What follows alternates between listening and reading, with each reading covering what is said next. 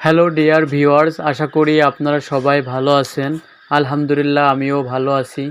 গত পর্বের ভিডিওতে আমি 6 মিলি থেকে 40 মিলি রডের সাইজ, সুতা এবং ওজন সব কিছু তুলে ধরছিলাম এবং আমি আপনাদের বলছিলাম এই ওজন এবং দৈর্ঘ্য কোন সূত্রের মাধ্যমে আমি বের করছি, সেই সূত্রগুলো আপনাদের সাথে শেয়ার করব।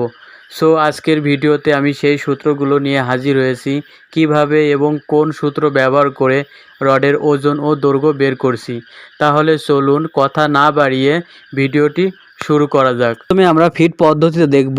ফিট পদ্ধতিতে রডের ওজন নির্ণয়ের সূত্রটি হলো W = D²/532।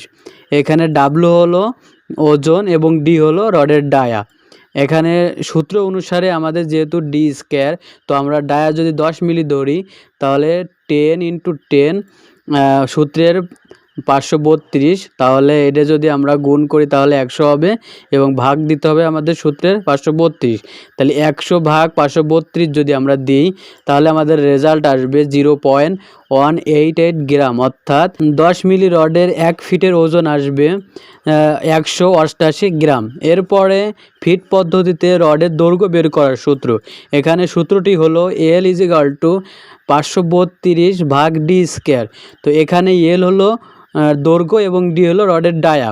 তাহলে সূত্র অনুসারে যদি আমরা 532 ভাগ 10 মিলি ধরি তাহলে D = 10 × 10, যেহেতু এখানে সূত্রের D², তাহলে 10 × 10, তাহলে আমাদের এখানে আসবে 532/100। এটা যদি আমরা ভাগ করি তাহলে আমাদের রেজাল্ট আসবে 5.32 ফিট।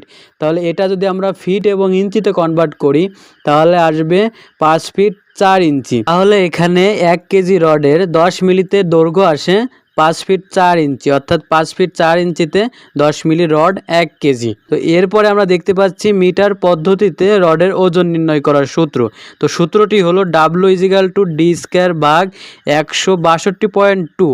তো এখানে আমি এক্সাম্পল হিসেবে আমি দেখাইনি, ফিট পদ্ধতিতে এক্সাম্পল হিসেবে দেখাইছি। তো এখানে এই সূত্র অনুসারে যদি আমরা ক্যালকুলেশন করি তাহলে মিটার পদ্ধতিতে রডের ওজন বের করতে পারবো।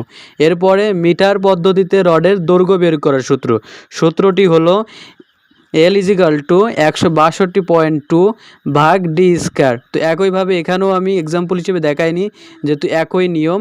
সূত্র জানা থাকলে আমরা এখান থেকেও আমরা এই সূত্রের মাধ্যমে মিটার পদ্ধতিতে রডের দৈর্ঘ্য আমরা বের করতে পারবো সহজে। আজকের ভিডিওটি এই পর্যন্তই। নতুন কোনো ভিডিওতে আবার দেখা হবে। সেই পর্যন্ত সবাই ভালো থাকবেন, সুস্থ থাকবেন।